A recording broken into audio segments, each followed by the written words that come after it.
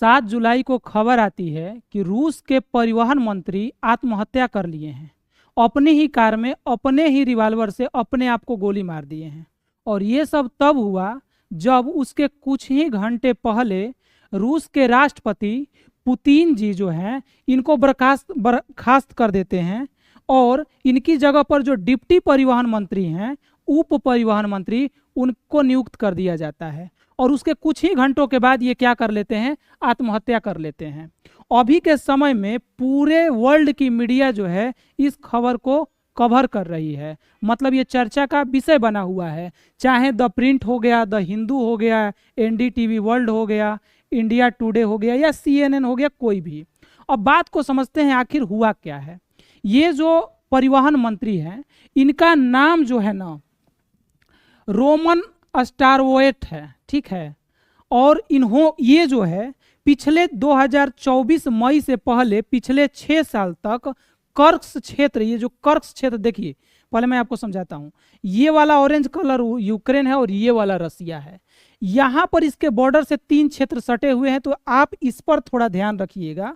ये बीच वाला कर्स्क क्षेत्र, यहाँ के गवर्नर थे पिछले 6 सालों से, और 2024 में यूक्रेन जो है इस पर एकाएक हमला कर दिया और इस पर कब्जा भी कर लिया, जिसको अभी हाल के दिनों में रूस ने छुड़ाया है कब्जे से। अभी भी यूक्रेन कहता है कि कुछ क्षेत्र पर अभी भी हमारा कब्जा है।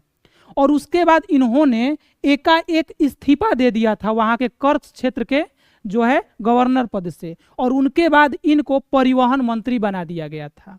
लेकिन इनके बाद वहां पर कर्स्क क्षेत्र के गवर्नर बनाए गए थे अलेक्सी सिमरनोव। इन पर भी क्या हुआ, घोटाले का आरोप लगा, भ्रष्टाचार का आरोप लगा कि जो आप लोगों को किलाबंदी के लिए, सेना के लिए जो खर्च किया जा रहा था उसमें भ्रष्टाचार हुआ है, लापरवाही हुई है, जिसके चलते यूक्रेन यहां पर कब्जा कर ले रहा है। कहीं ना कहीं किसी भी देश को 2 ताकतों से लड़नी पड़ती है, एक देश के बाहर की ताकतों से और देश के भीतरी ताकतों से। अगर कुछ लोग देश में भ्रष्टाचारी हो जाएं या लापरवाह हो जाएं तो उसका खामियाजा पूरे देश को खामियाजा भुगतना पड़ता है। तो शायद ऐसा ही कुछ हुआ है जिसके कारण इनको भी क्या है, जांच के दायरे में रखा गया है, जेल भेजा गया है। इन पर जांच समिति बैठा दी गई है, जांच की कमेटी बैठा दी गई है। और अब इनको बर्खास्त किया गया था 7 तारीख को, 7 जुलाई को, और उसके कुछ ही घंटों बाद ऐसा हो सकता है कि कुछ राज इनको पता हो जो ये बताना ना चाहते हो सकता है कि इन पर भी भ्रष्टाचार का आरोप हो, अभी कंफर्म तो है नहीं।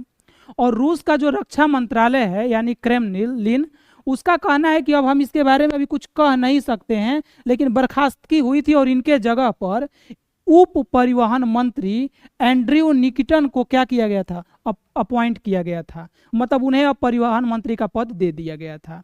और पिछले कुछ सप्ताहों से कई सौ जो है फ्लाइटें जो है रूस में, मतलब स्थिति थोड़ी गड़बड़ी है। जैसे मतलब 485 एक दिन में उड़ानों रद्द हो जाना, 1900 से फ्लाइटों का लेट जाना और 88 से आसपास डाइवर्ट होना एरोप्लेन्स का।